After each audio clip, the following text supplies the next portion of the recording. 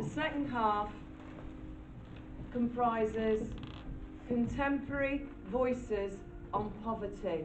So what you'll hear are the actual words of people of lived experience of poverty.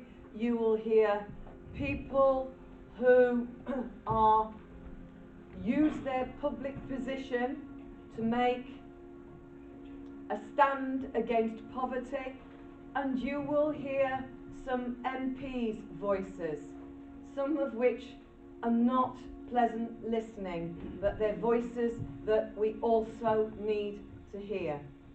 So the second part, contemporary voices on poverty, around 30 minutes long. There will also be a short film that concludes this bit, which will be an ATD film that in a way pulls together all the strands of what has been happening today, and also leads us very much into the kind of work that ATD Fourth World actually does on a day-to-day basis. So, contemporary voices on poverty. Had breakfast of cornflakes, 25p. Had lunch, beans on toast, 25p. We'll use veg from my garden for dinner. Logs from our trees for fire if cold. I'm a conservative, you see. I've lived through far worse. Michael Take, MP. A Tory MP has been branded out of touch for saying people needed to learn how to cook and to budget properly rather than use food banks.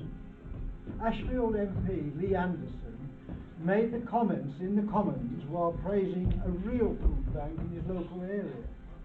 He claimed that there was not this massive use for food banks in this country, and those who knew how to cook and budget could make meals for 30 pence a day.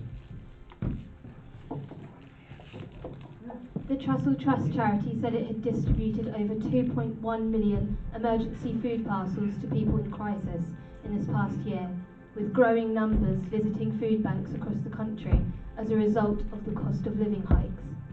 Mr Anderson invited MPs to visit a food bank in his Nottinghamshire constituency, where he said people have to register for a budgeting course and a cooking course if they receive parcels. We show them how to cook cheap and nutritious meals on a budget, he added. We can make a meal for about 30p a day, and this is cooking from scratch. Asked by an opposition MP if there should even be food banks in 21st century Britain, the Tory MP replied, "He makes a great point, but that is exactly my point. There's not this massive use for food banks in this country. We've got generation after generation who cannot cook properly. They cannot budget." In response, the food activist and food writer Jack Monroe wrote, "You can't cook meals from scratch with nothing. You can't buy cheap food with nothing. The issue is not skills. It's 12 years of conservative cuts to social support. The square root of F all is always F all, no matter how creatively you're told to dice it." Bottles of room liqueur champagne were recently served at a reception held by Kawasi Kwateng. They cost £320 each. £320 is a sum Lee Anderson MP says people can eat nutritiously on for a year. It will now cost households up to £80 a year to use their oven and £99 to run a dishwasher. These calculations are reported in Which magazine as soaring energy prices take a grip for 1st of October, with a typical annual bill rising from £1,971 to £2,500. I read with despair that MPs are trying to blame poor families' behavior, drug taking and brothels, for the children starving in this country. Families who have to rely on food banks would much rather have sufficient income to be able to care for and feed their child, rather than to have to ask for handouts. I am a retired health visitor with over 20 years' experience. I worked with families through the Thatcher years. I saw then how Tory policies impoverished families and unemployment skyrocketed. A price worth paying, according to Sir Keith Joseph, if I remember correctly. Susan Lemon, Dumfries. Human rights for all, no our rights, are decided for us by others who made their minds up because of the way you dress or where you live. Human rights are a jigsaw. If you take away a piece of puzzle, it isn't completed. If it's taken away one right, the right cannot be completed either. You can't give people rights bit by bit. Noosa at Steakhouse in Knightsbridge is the place to go if you fancy something extra special for that memorable night out. Its kitchen will serve the discerning diner a fabulous steak wrapped in real 24-carat gold leaf. It will set you back a cool £1,500 for the experience, but the good news is the gold leaf is edible. If you look at where poverty is and ill health, you can also see more marketing of junk food, less access, and that's why you see this kind of repetitive cycle of poor people being kept poor, and health is a major part of that. It means if you can create an environment where every child has the ability to thrive at school, we know in every way, shape and form that kids that have a lunch and a breakfast that's decent learn better, their educational attainment's better, they do better, they get paid better, and they're more productive. But no one's taken it serious yet. So we are talking about fairness. Like this whole narrative about levelling up, they've been talking about it for the last year and a half. Like this has always been the narrative with school dinners. It was always about catching the most vulnerable. This idea that we live in a country where if you work hard, if you put your head down, the sky's the limit. Theoretically, that's true, but in reality, you see the cycle just repeat and repeat. Marcus Rashford on child hunger. We must act with urgency to establish the households of our vulnerable children. No child in the UK should be going to bed hungry. Whatever your feeling, opinion or judgment, food poverty is never the child's fault. Let's rub arms around each other and stand together to say this is unacceptable, that we are united in protecting our children. Together we can end this problem. We live in the 6th richest economy in the world. No child should go hungry in this country. Before COVID-18, 4.3 million children were living in poverty in the UK. That's 9 out of every class of 30. 2.5 million children experienced food insecurity between February and July 2021. 1 million school children in the UK living in poverty are not eligible for free school meals. Our people are persuaded by poverty into death and after death. As members of ATD Fourth World, we share this. We have lost and continue to lose brothers, sisters in arms who are killed by poverty, who are cut down far too soon. Even young people and children we lose along the way. We inherit their strengths, what they have achieved in their lives. We are sometimes the only witnesses. We resist poverty. It seems to me important not to reduce this resistance to only one dimension. We haven't finished understanding this. We are on this path. We haven't finished making others understand why being reduced to one dimension is not natural to us. It gives us a feeling of turmoil. The awareness that we are meant to put our guts to one side and our hearts to the other. But in our bodies, as in our lives, it all fits together.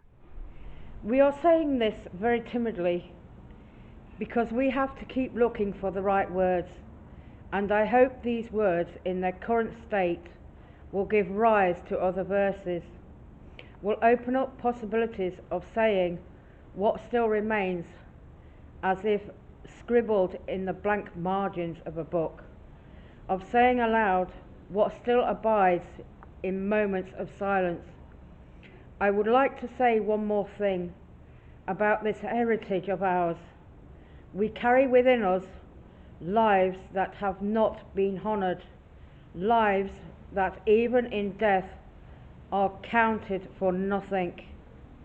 But we know how much courage they showed, their daily struggles to face the impossible, their intelligence and their capacity to love. We know precisely what they said, did and did not do. Their history is scratched into us, and we will cherish it forever. Our lives are messed about with. When my sister got taken into care, one of the issues they had against my mum was that she was sleeping on the sofa. And they said, well, that's not a proper bed, but who's defining a bed as not a proper bed? There's too much pressure on parents to buy all this fancy schmancy stuff. If they can't afford it, but they can't afford a big beanbag that their kids sleep on, does it really matter? Tegan Boyan's anti-poverty activist. I've never been scared about speaking out, ever. I was told I was a troublemaker. I was wrong. I had to be stopped. In July 2019, I did an interview with Sky News and Dan Whitehead regarding poverty in a seaside town, that kids had holes in their shoes, they were going to bed hungry, families were desperate.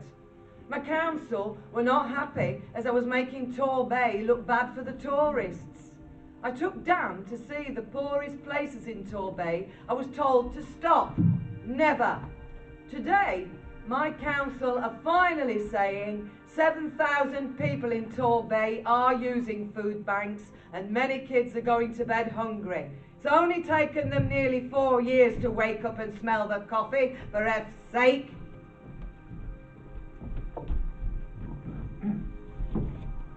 I'm a single dad to 4 children. I work as a builder. Rising interest rates means people's mortgages cost more and are going to spiral at a time when the general cost of living is going to go through the roof. And I'm concerned that I'll soon be out of work too. I'm finding everything a big struggle. Things have changed a lot this year. I've always had money behind me, but by the middle of the week I'm struggling to feed the kids. The food shop's gone up from around 100 a week to 150, and I don't feel I'm getting as much food for that amount. Now the cold weather's kicking in. I'm expecting a big rise in the energy bills. I work all day and feel rubbish because I feel I can't provide properly for my children. No one seems to have any spare cash anymore. My children, they understand that times are tight and it's going to get very bad before it gets better. We're in for a long, windy road. I tell them to do their best at school, work as hard as they can, and then get out of the UK. There's nothing for them here. Michael Richardson, Independent newspaper, Friday the 30th of September 2022. Our friend Diane Hilton passed away on the 7th of June 2021. We remember Diane as a mother who had the strength to be positive. She was a member of ATD for more than 30 years. It was important to her to be an activist, a voice for the voiceless. She said things the way like they were, and she didn't mix her words. In our book, The Role We Play, Diane wrote, many of us left school without GCSEs, and I was one of them. I went into factory work doing screen printing, and I left straight away for another job, plastic welding. Some people are too ill to work, like me. They are not scroungers, they are too ill to work. I see myself a voice for different people who are struggling.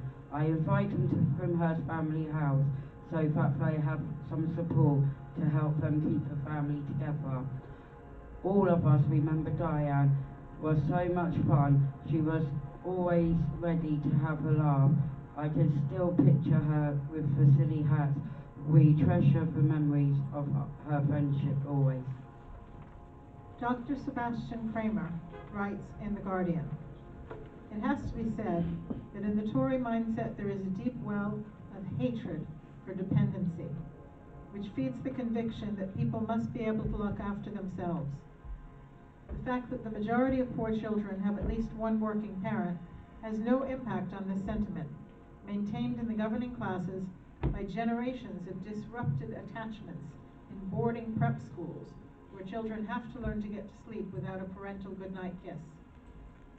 Across the social spectrum, reverence for this kind of self-reliance generates contempt for the ordinary human need to be looked after, including one's own. Any focus on the facts of poverty must therefore be obscured. What follows is a stubborn reluctance to pay for public services which could be centers of excellence and national pride."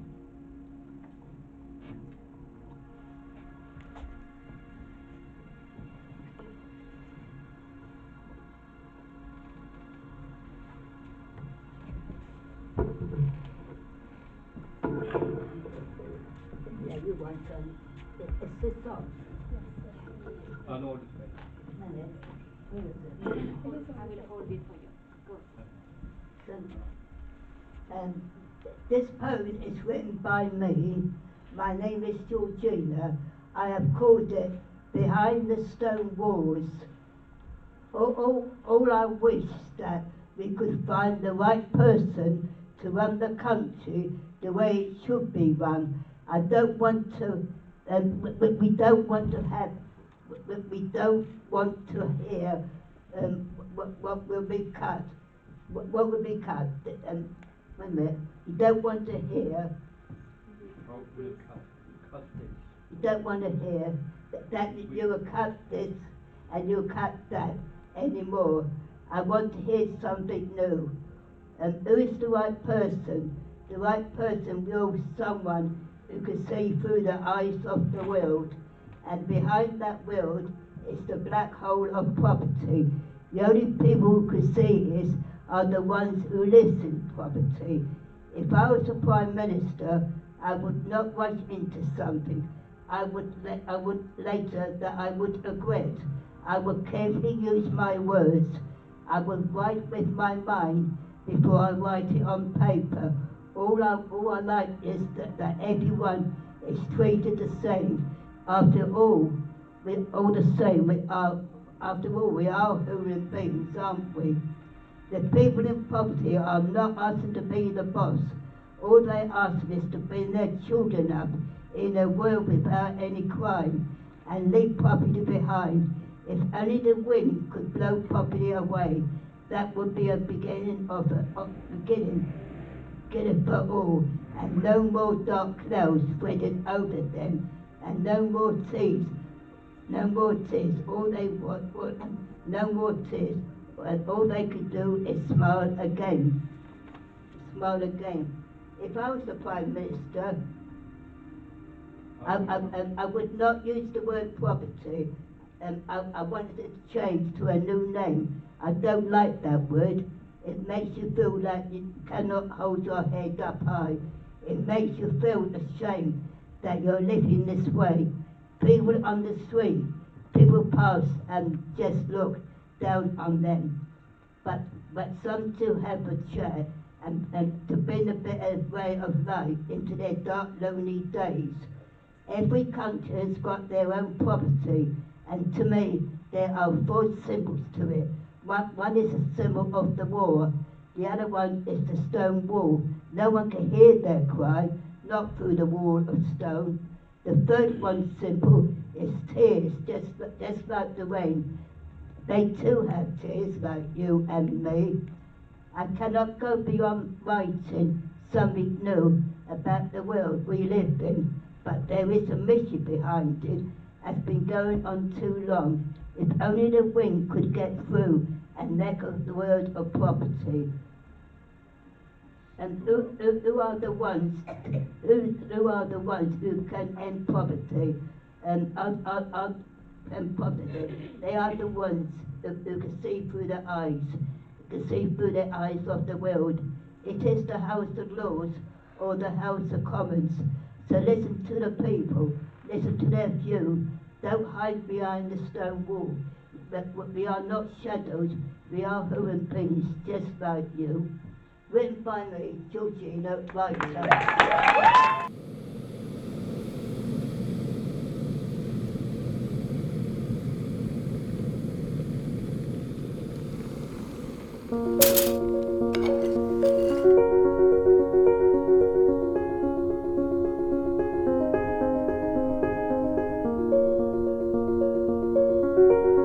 We are Poverty to Solutions, creating opportunities for lived experience to influence government and institutions. We need to be part of the debates, addressing the issues that continue to keep people in poverty.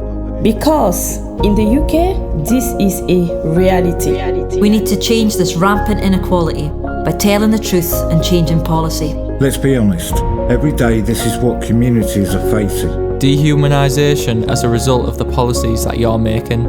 Enough is enough. Things need changing for people of all ages. We're running out of patience. Work with us. We have knowledge, insight and experience. We have aspirations and we're starting the conversation. For too long, communities have been ignored and forgotten. Silenced and not included in the debate. It's time to listen. Act upon the voices of experience before it's too late. We know poverty exists. It cannot be denied. It stares you in the face every day. It doesn't have to be this way. We are about participating in a genuine way. Taking a seat around a table to effect change. Guaranteeing people and communities have their say. Ensuring solutions are workable and effective. Merging different areas of expertise in order to create a fairer, more resilient society. It is important to listen when experiences speak. Our insight and knowledge are authentic and unique. Our expertise is informed by lived experiences. We're inspirational, we are collaborative. We want others to be inspired by our vision and our way of working and thinking. Compelled to make change in order to break these chains. The voice of lived experience is the missing piece of equality. We are united together, sharing our expertise. That's our ideology. By combining experience and expertise, collaboratively, we can find the solutions for transformational change. Bringing us closer to a healthier, more equal society. We're using our voices, creating opportunities so no one is left behind.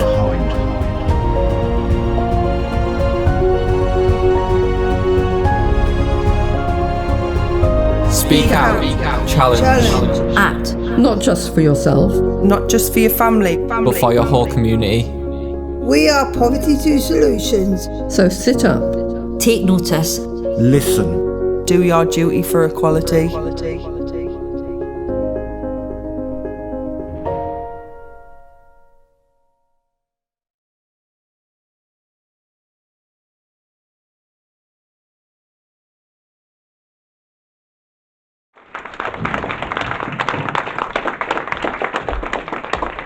Can we have the cast?